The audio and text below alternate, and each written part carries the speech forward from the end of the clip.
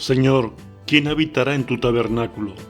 ¿Quién morará en tu monte santo? Saber que el Salmo 15 fue escrito por el rey David nos ayuda mucho a entender más el significado del Salmo. El rey David conocía bien la historia del tabernáculo. Sabía que Dios le mandó a Moisés que se hiciera cuando salieron de Egipto y que en él incluía, entre otras cosas, el Arca del Pacto. Sabía que estuvo 40 años en el desierto hasta llegar a la tierra prometida en Canaán. Sabía que en tiempos de Elí, el juez de Israel, pelearon contra los filisteos y fueron vencidos 2 veces. Ellos pensaron que si llevaban consigo el Arca del Pacto vencerían, pero lo que pasó fue que volvieron a ser vencidos por los filisteos y que en ese mismo día murieron Ofni, Finés en la batalla y que su padre Elí murió al conocer la noticia de la pérdida del arca. El rey David sabía que después de 7 meses de estar el arca en tierra de los filisteos, fue devuelta por las muchas cosas malas que le pasaron a los filisteos por tenerla. Sabía que el arca había estado en casa de Abinadab en Kiriat Jearim durante muchísimos años. El rey David pensó que había llegado el momento de traer el arca a Jerusalén y tuvo 2 intentos para hacerlo. En el primero murió Usa al tocar el arca, por lo que quedó en casa de Obed-edom 3 meses. Este hombre recibió mucha bendición en su casa por tenerla. David en su segundo intento conseguiría traer el arca llevada por los sacerdotes a Jerusalén, donde la pondría en una tienda, en un tabernáculo. Si no supiéramos estas cosas que os hemos contado y nos limitáramos al primer versículo, nos quedaríamos con las preguntas que hace sobre quién habitaría en su tabernáculo y quién moraría en su monte santo. Esto podría llevarnos a pensar que el rey David estaba pensando en el tabernáculo o en el monte físico como la fuente, el origen de agradar a Dios. Podríamos llegar a la conclusión de que por el mero hecho de entrar en el tabernáculo, o lo que hoy día sería la iglesia, ya estaríamos bajo la gracia de Dios, pero entendemos que el rey David estaba hablando más allá de la presencia física en un lugar concreto y que hablaba inspirado por Dios de la necesidad de comprender que para acercarse a Dios se requiere de un carácter noble, de tener una forma de vida que agrade a Dios, según la revelación que habían recibido en ese momento o hasta ese momento. Para el rey David, como conocía la historia de su pueblo, sabía que la relación verdadera con Dios iba más allá de un lugar físico. Tenía que ver con el corazón y con el carácter obediente a la revelación que hasta ese momento tenían de parte de Dios. Es en este punto que vamos a empezar a leer el Salmo 15. Jehová, ¿quién habitará en tu tabernáculo? ¿Quién morará en tu monte santo? El que anda en integridad y hace justicia y habla verdad en su corazón. El que no calumnia con su lengua ni hace mal a su prójimo, ni admite reproche alguno contra su vecino. Aquel a cuyos ojos el vil es menospreciado, pero honra a los que temen a Jehová. El que aun jurando en daño suyo, no por eso cambia. Quien su dinero no dio a usura, ni contra el inocente admitió cohecho. El que hace estas cosas no resbalará jamás. La primera cosa que apreciamos es que David no dice en ningún momento que por el hecho de entrar en el tabernáculo o de estar en un lugar físico en concreto ya tienes garantizada la presencia de Dios. El rey David empieza a enumerar una serie de características que son necesarias para tener el agrado de Dios y poder ser aceptos delante de su presencia en aquel momento de la historia. Y es así que debemos de entender el versículo 1, cuando dice Jehová, ¿quién habitará en tu tabernáculo? ¿Quién morará en tu monte santo?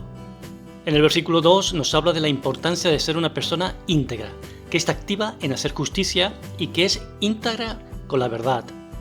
Es muy fácil decir a los demás lo que los demás quieren oír o lo que nosotros creemos que ellos quieren oír, pero Dios mira la integridad del corazón, hablar verdad en lo íntimo. El versículo 3 nos habla de otras 3 cosas que deben de estar en la persona y que agradan a Dios. El que no calumnia con su lengua ni hace mal a su prójimo, ni admite reproche alguno contra su vecino. Sin duda la forma en que manejamos la lengua es muy importante delante de Dios. No puede haber santidad en una lengua pervertida, en una lengua perversa, maligna. El versículo 4 nos muestra la importancia de no tener relación con los malos, sino que los viles deben de ser menospreciados por nosotros. No debemos estar juntos con los malos. Por el contrario, el hombre y la mujer de Dios debe de saber honrar a los que aman a Dios y lo temen. Termina este versículo diciendo que para Dios es importante el carácter de una persona que cumple con sus juramentos, aun cuando por mantenerlos puede recibir mal. En el último versículo, el 5, nos lleva a reflexionar sobre la importancia de la manera en la que manejamos nuestro dinero. Como manejamos nuestro dinero habla muchísimo de cómo es nuestro corazón, de cómo está nuestro corazón. En este caso habla de la usura, de ganar dinero con los pobres y necesitados, con su pueblo, con la familia o con cualquier otro. Una obsesión por ganar dinero a costa de los demás, de explotar a los demás. Habla de la importancia de no condenar al inocente de manera engañosa, fraudulenta. Nos habla de defender al inocente reconociendo que lo es, que es inocente, y no hacerle daño para conseguir beneficios económicos o de otra índole. Termina el rey David diciendo que el que hace estas cosas, como promesa, no resbalaría jamás. No puede haber santidad sin un carácter que lo demuestre. Dios no habita en templos hechos a mano. Dios habita en los corazones. El edificio, el templo, el local no te hace santo. Es Dios habitando en tu corazón el que te hace santo. Para terminar he puesto el Salmo 115, pero dándole un sentido muy especial, muy personal, muy mío. Un sentido contrario con el deseo de que te ayude de alguna manera a comprender la importancia de un carácter santo ante Dios y verlo de la parte negativa, de la parte del otro lado. Diría algo así: Dios, ¿quién no habitará en tu tabernáculo? ¿Quién no morará en tu monte santo?